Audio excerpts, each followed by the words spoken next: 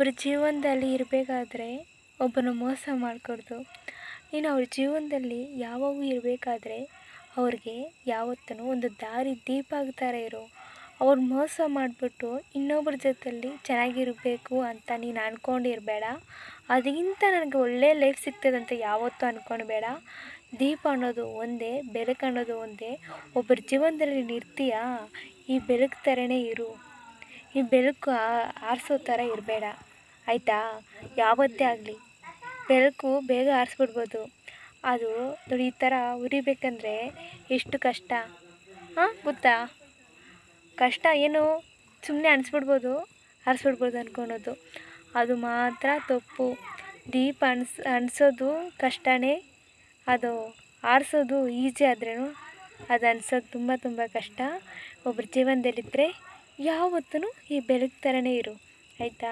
ನಿನಗೂ ಚೆನ್ನಾದು, ನಿನಗೂ ಒಳ್ಳೆಯದು, ನಿನ್ನ ಜೀವನಕ್ಕೂ ಒಳ್ಳೆಯದೇ. ಏನಂತೀಯ? ನಾನಿರೋದು ಇಲ್ಲಿ ದೇವಸ್ಥಾನದಲ್ಲಿ, ಈ ದೇವಸ್ಥಾನದಲ್ಲಿ ಇದ್ದು ಹೇಳ್ತಾಯಿದ್ದೀನಿ. ಯಾರಿಗೇ ಆಗಿರಲಿ, ನನಗೂ ಅಷ್ಟೇ ನಿನಗೂ ಅಷ್ಟೇ ನಾನು ಹೇಳ್ತಾ ಇರೋದು, ಯಾವತ್ತೂ ಈ ಬೆಳಕು ಥರನೇ ಇರಲಿ. ನಿಮ್ಮ ಜೀವನದಲ್ಲಿ ಯಾವತ್ತೂ ಈ ಬೆಳಕು ಥರನೇ ಇರಬೇಕು. ನೀವು ದೇವರ ಆಶೀರ್ವಾದ ಎಲ್ಲರಿಗೂ ಇರಲಿ.